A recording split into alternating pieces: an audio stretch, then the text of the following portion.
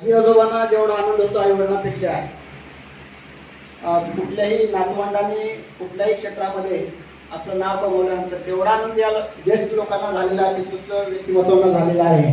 आणि त्यांनी हा जो तुमचा सत्कार समारंभ आयोजित केलेला आहे याच्यासाठी खरोखरच मी मनाच्या गाभाऱ्यातून खूप खूप धन्यवाद देतो. यांच्या ऋणामध्येच आपण विद्यार्थ्यांनी राहिलं पाहिजे. आणि जेव्हा तुम्ही मोठे व्हाल मुलांना तेव्हा अशी सामाजिक बांधिलकी तुम्ही जोपासली पाहिजे की आता जे वृद्धाश्रमामध्ये जे काही ज्येष्ठ आहेत, वृद्धाश्रमच असायला नको आहेत. प्रत्येकाने आपल्या आई वडिलांची जर सेवा घरामध्ये केली तर याच्यापेक्षा दुसरं कुठलंही पुण्याचं काम असणार नाही. परंतु आजच्या पिढीला किंवा याच्या पाठीमागे होत आलं म्हणून पुढं होत राहते, परंतु कुठेतरी ही साखळी तोडली पाहिजे. जे ज्येष्ठ वृद्धाश्रमामध्ये आहेत ही साखळी अमेरिकेत गेला काय कुठेही गेला काय आपल्या आई वडिलांची सेवा अमेरिकेत पण नेता येतं ना मुलांना, आपल्या आई वडिलांना अमेरिकेत पण नेता येतं. तर हे ओझं समजून येतात. लहानपणी आई वडिलांना ती ओझे नसतात आपली मुलं, आणि म्हातारपणी आपले आई वडील त्यांना ओझे का होतं हा मला न सुटलेला कोड आहे. परंतु या प्रसंगी या मुलांना किंवा आमच्यापैकी जे आहेत त्यांना मी असं सांगू इच्छितो की खरोखरच आपण या ज्येष्ठांचा यांनी जसा आपला सत्कार केला तसं यांना आपण ज्येष्ठांना आपण सन्मानित कुठेतरी करण्यात यावं असं मला वाटतं. आणि हे तुम्ही भविष्यामध्ये निश्चितच कराल. आणि तुम्ही आयुष्यामध्ये पहिली 10 वर्ष तुम्ही शिकलेल्या लक्षात घ्या.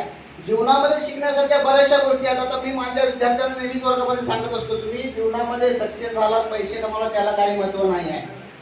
परंतु जेव्हा तुम्ही चांगले माणूस व्हाल, एखाद्याच्या उपयोगाला पडाल, तेव्हा तुम्ही खरोखरच इथं समाजाचं काहीतरी देणं लागतं.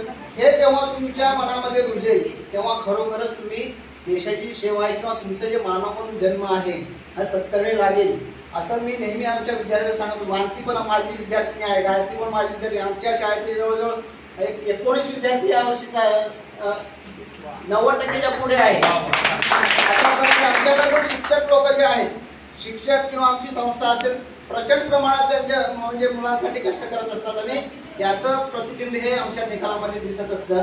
परंतु शिक्षकांनी केलेलं, पालकांनी केलेलं जे कष्ट आहे तुमच्या प्रती, याची जाणीव ठेवून तुम्ही पुढचं जे भविष्य आहे हे पुढचं भविष्य चांगलं घडवलं पाहिजे, उत्तम नागरिक झाले पाहिजे. एवढंच माझं सांगणं आहे तुम्हाला. आणि इतर जो तुम्ही पितृत्व लोकांनी यांचा सत्कार केला त्याबद्दल पुन्हा एकदा मी मनापासून तुमचे धन्यवाद देतो. कारण असा सत्कार मी आजपर्यंत कुठे पाहिलेला नाही आहे. कारण कोणी करतो, राजकीय व्यक्ती करतात, शाळा करते, परंतु ज्येष्ठांना कळतं की बाबा या मुलांचा कुठेतरी सत्कार झाला पाहिजे. म्हणजे आपल्या घरातून नसली त्यांना कुठेतरी जाणीव आहे, आणखी त्यांना सामाजिक जाणीव आहे. ही जाणीव आपण मुलांनी घ्यायची आणि पुढे समाजामध्ये अशाच प्रकारचे चांगले जे आहेत, चांगलं घडलं पाहिजे, चांगलं बनलं पाहिजे, एवढं मी अपेक्षा व्यक्त करतो. मला बोलण्याचे 2 शब्द संधी बोलायचं बरंच आहे, कारण मी भारावून गेलेलो आहे या कार्यक्रमामुळे. पुन्हा एकदा धन्यवाद देतो. धन्यवाद सर.